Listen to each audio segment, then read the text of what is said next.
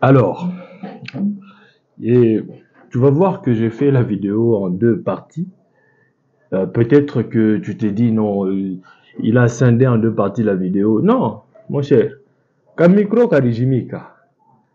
Kamikro Karijimika, alors, j'ai fait la vidéo dans la grande partie de la vidéo n'avait plus de son. Alors, Mabukalamu Shimina Kata, Tuma ya Kwanza et puis il y a Piri. Je disais que j'ai fait la première partie de la vidéo et que le micro ne répondait plus. Alors, comme j'ai bien fait la première partie, je me suis dit, bon, enfin, je coupe, je mets et puis je vais continuer. Alors, le permis de recherche tel que je vous l'ai défini, j'ai dit que c'est un droit minier, exclusif, personnel, indivisible, réel, cessible et transmissible. Nous avons dit que le permis de recherche a une durée de 2 ans, 3 fois renouvelable. 3 fois renouvelable, alors si nous voulons bien faire le calcul, si on fait 2 fois 3, ça fait 6, plus le 2 ans que l'on accorde avant le renouvellement, ça veut dire que le permis de recherche a une durée maximale de 8 ans. Après 8 ans, vous ne pouvez plus renouveler ce permis de recherche. Vous l'abandonnez, soit vous cherchez encore un autre permis de recherche. Alors, je vais tricher un tout petit peu. Qu'est-ce qu'on dit dans le texte? On dit que le permis de recherche confère à son titulaire le droit exclusif d'effectuer à l'intérieur du périmètre sur lequel il est établi et pendant la durée de sa validité, les travaux de recherche de substances minérales classées en mine pour lesquels le permis est accordé. C'est-à-dire que j'ai parlé de Kampuni, des entreprises, j'ai parlé de Kamoa, de Mutanda Mining, de KCC, de toutes les entreprises du Congo que vous connaissez.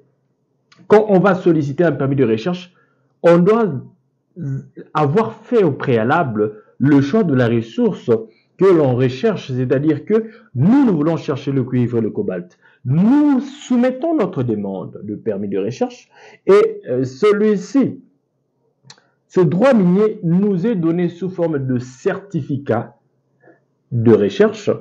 Alors cette fois-là, basé sur les éléments que vous voulez chercher. C'est-à-dire que si votre permis de recherche prend l'or, vous n'allez pas chercher le cuivre. Vous allez chercher juste l'or. Le permis, ce droit minier vous donne le droit de chercher rien que de l'or. Si vous avez souscrit pour le cuivre et le cobalt, ce permis de recherche ne vous donne le droit de chercher que le cuivre et le cobalt. Alors, j'espère que j'espère que vous comprenez ce que je suis en train de dire. C'est un peu difficile, mais je pense qu'avec le temps, on va se comprendre. Alors, qu'est-ce que le texte nous dit encore? Sur présentation par le requérant du récépissé de paiement, bon, texte signé par chaque Kotolam, de droits superficiaires,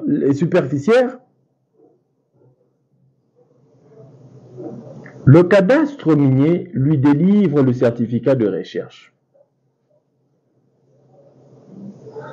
Je veux d'abord revenir sur un point. L'empiètement entre permis de recherche n'est pas possible. C'est-à-dire que Banza a pris un permis de recherche pour 7 carrés miniers. Et que l'on dise encore que Florian aussi a pris 4 carrés miniers et que les deux pouvaient partager 2 peut-être carrés miniers communs. Ça n'existe pas. C'est pourquoi je vous ai défini.